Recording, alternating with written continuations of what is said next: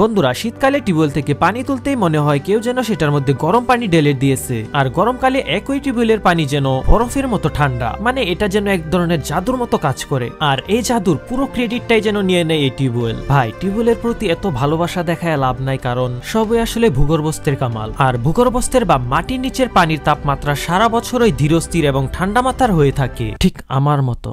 আচ্ছা, তো এখন আপনারা অনেকেই বলবেন, আরে হালাই গাঞ্জা টাঞ্জা খাইছে নাকি, কি কইতাছে এগুলো? আমি দেই শীতকালে পানি গরম থাকে, আবার গরমের দিন ঠান্ডা, আর এ কইতাছে পানি নাকি এক তাপমাত্রা থাকে। আসলে শীতকালে বাইরে তাপমাত্রা অনেকটা কমে যাওয়ার কারণে মূলত পানিটা অনেক বেশি গরম মনে হয়। আবার একইভাবে গরমকালে বাইরে তাপমাত্রা অনেক বেশি বেড়ে যাওয়ার কারণে পানিটা আবার অনেক ঠান্ডা মনে হয়। তো মোট কথা বলতে গেলে পানির তাপমাত্রা একই থাকে, আর সেটা হলো 20 থেকে 25 ডিগ্রি সেলসিয়াসের মতো। বন্ধুরা শীতকালে টিউবওয়েল থেকে পানি তুলতেই মনে হয় কেউ যেন সেটার মধ্যে গরম পানি ঢেলে দিয়েছে। আর গরমকালে একই টিউবওয়েলের পানি যেন বরফের মতো ঠান্ডা, মানে এটা যেন এক ধরনের জাদুর মতো কাজ করে। আর এই জাদুর পুরো ক্রেডিটটাই যেন নিয়ে নেয় এই টিউবওয়েল। ভাই, টিউবওয়েলের প্রতি এত ভালোবাসা দেখায় লাভ নাই, কারণ সবই আসলে ভূগর্ভস্থের কামাল। আর ভূগর্ভস্থের বা মাটির নিচের পানির তাপমাত্রা সারা বছরই ধীরস্থির এবং ঠান্ডা মাত্রার হয়ে থাকে, ঠিক আমার মতো।